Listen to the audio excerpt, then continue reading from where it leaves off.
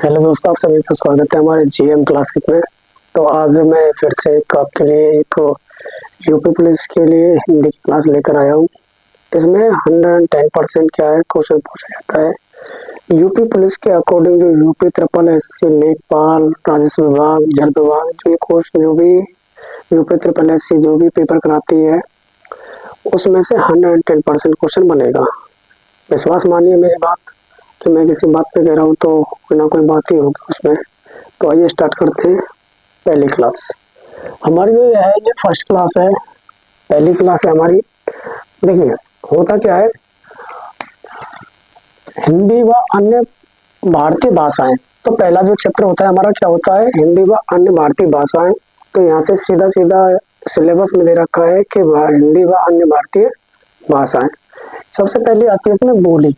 बोली में क्या होती है, देखो मैं पॉइंट टू पॉइंट बात करूंगा, जो भी है आपका टाइम खराब नहीं करूंगा। आप अच्छे से नोट्स बनाना, अगर अच्छी लगती है तो कमेंट करना, लाइक करना, सब्सक्राइब करना, और जो भी आपके दोस्त हैं उनको शेयर करना।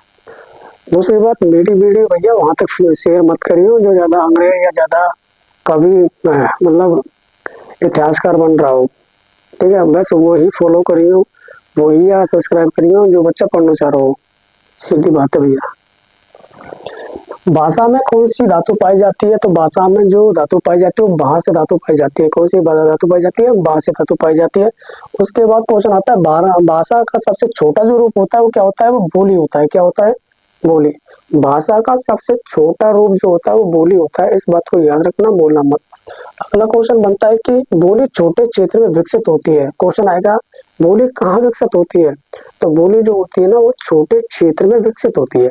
किसमें होती है, छोटे क्षेत्र में विकसित होती है। उसके बाद क्वेश्चन आएगा बोली से कभी साहित्य की रचना नहीं की जा सकती। क्वेश्चन आएगा क्या बोली से साहित्य की रचना होती है, या क्वेश्चन आएगा निम्नलिखित में से किससे साहित्य की रचना नहीं होती है। तो आपका जो क्वेश्चन का आंसर होगा, जो प्रश्न का आंसर होगा वो होगा बोली।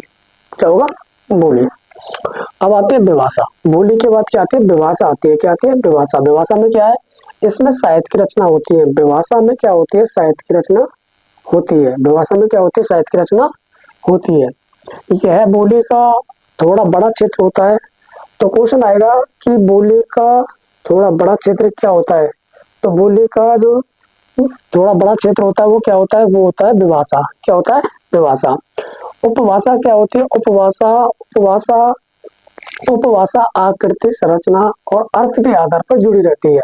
क्वेश्चन होता है कि जो उपभाषा है वो किसके आधार पर जुड़ी होती है, तो जो जुड़ी होती है वो क्या है, आकृति संरचना व अर्थ के आधार पर जुड़ी होती है। उसके बाद आती है भाषा। क्या है, भाषा। हमने क्या देखा था, बोली, विभाषा, उपभाषा, भाषा। भाषा क्या है, इसका क्षेत्र विशाल होता है। इसका क्षेत्र क्या होता है, विशाल होता है। उसके बाद क्या है, भाषा का खुद का व्याकरण होता है। जो भाषा होती है ना उसका खुद का व्याकरण होता है। ये क्वेश्चन आए हुए हैं।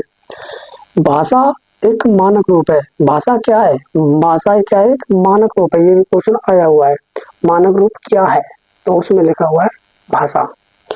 भाषा के पास शब्दों का विशाल भंडार होता है। क्वेश्चन आता है किस के पास विशाल भंडार होता है, बोली, विभाषा, उपभाषा, भाषा। तो भाषा के पास क्या होता है, शब्दों का विशाल भंडार होता है। उसके बाद ये क्वेश्चन भी बहुत बार देखा गया है, आता भी है। सबसे पहले क्या, जैसे क्वेश्चन आता है क्रमबद्ध तरीके से लगाओ। कैसे आता है, क्रमबद्ध तरीके से लगाओ। क्रमबद्ध तरीके से कैसे लगाना है, पहले आती है बोली, फिर आती है विभाषा, फिर आती है उपभाषा, फिर आती है भाषा, फिर आती है राजभाषा। राजभाषा क्या होती है, राजभाषा जो हमारे राज्य को स्वीकृति मिली है जिस भाषा के लिए उसे बोलते हैं राजभाषा। राजभाषा क्या है, हमारी हमारी हिंदी है। राष्ट्र भाषा हमारी कोई भी नहीं है, राजभाषा है हिंदी।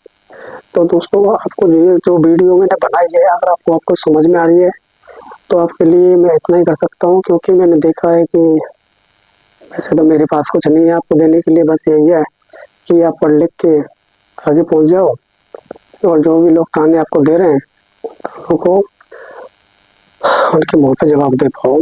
बाकी मैं आशा करता हूँ कि ये छोटी सी वीडियो आपको समझ में आई होगी। बाकी मैं धीरे धीरे से ऐसी वीडियो लाता रहूँगा।